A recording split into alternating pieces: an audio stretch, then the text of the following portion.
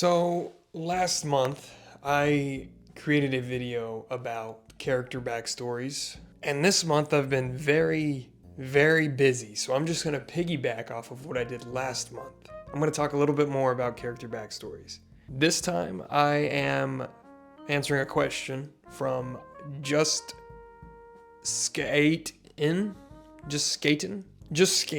is having trouble with one of his characters, and maybe he has not incorporated that character's backstory into the story that well. Maybe it's not his fault, you know, he does say he's a fairly inexperienced DM playing with a casual party, but I'm going to try and help you, Just Skating. So let's just hop right into the question first. At what point is it too late to be incorporating character backstories?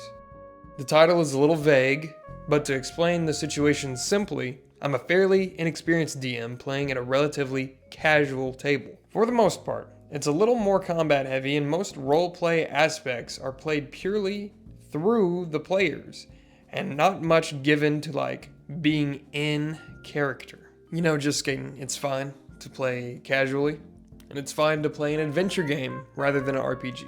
We've all been fairly content with this, but the party's Warlock recently brought up that there basically hasn't been anything that's happened involving their patron. And they're right. And I kind of wanted to correct that. You know, it takes a mature person to accept and acknowledge and act on criticism. So I applaud you for that. But here's the caveat. They're all literally going into what's essentially the final great dungeon crawl of the campaign, which involves an insanely large cave with an ancient city at its deepest point. Now, they're a fathomless warlock. So my questions are twofold. Is it too late to try and introduce this plot point? Nice use of a semicolon here, by the way. Would it be too jarring to introduce right at the end, etc.?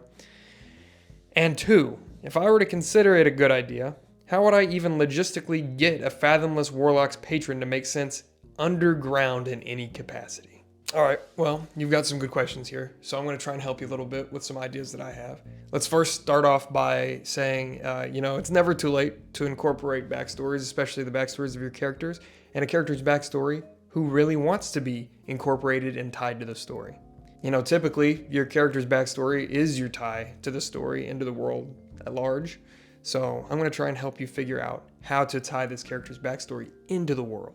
It's ideal to start early with incorporating characters' backstories into the world and into the campaign at large, but it's never too late. It's definitely acceptable to call back to a character's backstory, even in the final acts of a campaign. So typically I'll section off my campaign into 3 acts. Act 1 is where we're developing the story and establishing some original content. You know, this is typically just exploring the world and exploring everything we're doing. And a lot of callbacks aren't happening right now.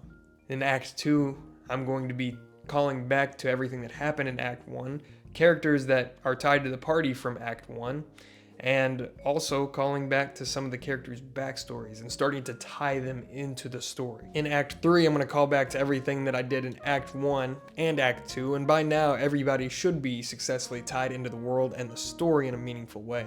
In Act 3, you also have your ending, and the backstory should definitely tie into the ending, because it kind of makes everything come full circle. That's just what I would do. You don't have to do that, and Just Skating, you might already be too far in for this outline. But for any new DMs, or Just Skating for your future campaigns, you can use that outline. I think it'll work well for you. But now let's talk a little bit about what we actually have on patrons, and specifically the fathomless patron. Otherworldly patrons, the beings that serve as patrons for warlocks, are mighty inhabitants of the other planes of existence. Not gods, but almost godlike in their power. Various patrons give their warlocks access to different powers and invocations and expect significant favors in return.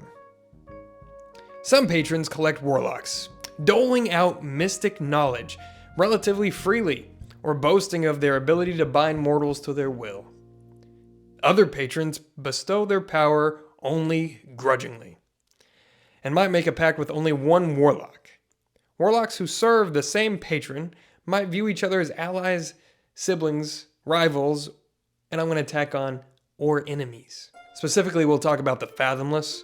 Of course, that's just a different subclass of warlock. The fathomless. You have plunged into a pact with the deeps, an entity of the ocean, the elemental plane of water, or another otherworldly sea now allows you to draw on its thasic power. Thalic?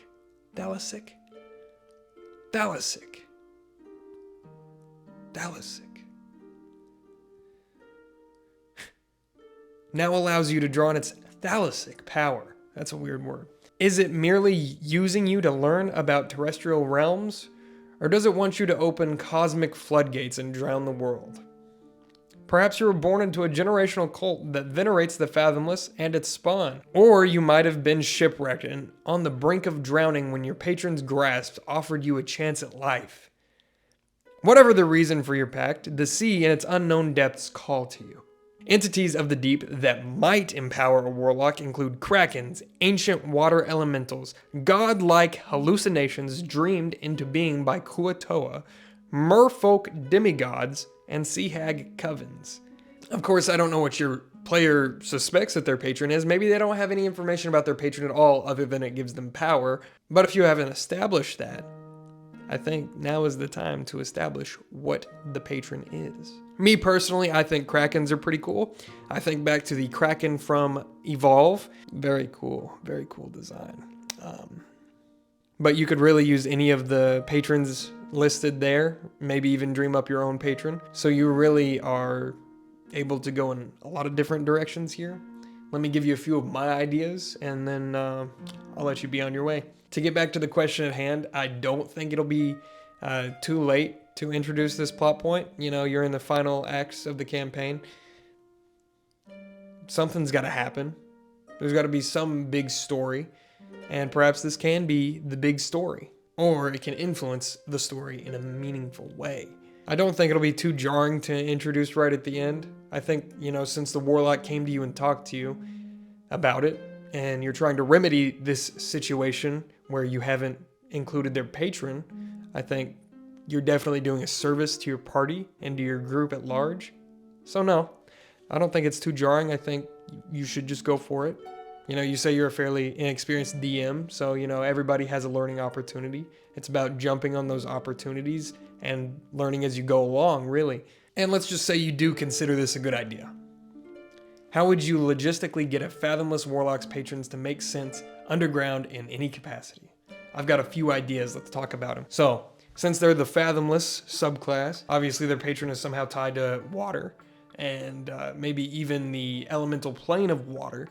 So, I would make the ancient city underground in a lake. I actually wrote down, make the underground, and I spelled underground with 3 G's, by the way, so there you go.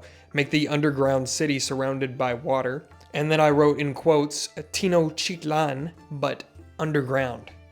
Tenochtitlan, I think that's how you pronounce it, I have no idea. I'm not from the Aztec Empire. Is a city that was the capital of the Aztec Empire back in the day, and it was famously built on the water. So maybe you could use this city as inspiration for what the underground ancient city looks like in your game. And if you're going to go that far, you could also just take on, you know, aspects of the Aztec Empire's culture and start sprinkling those into the underground tunnels as well.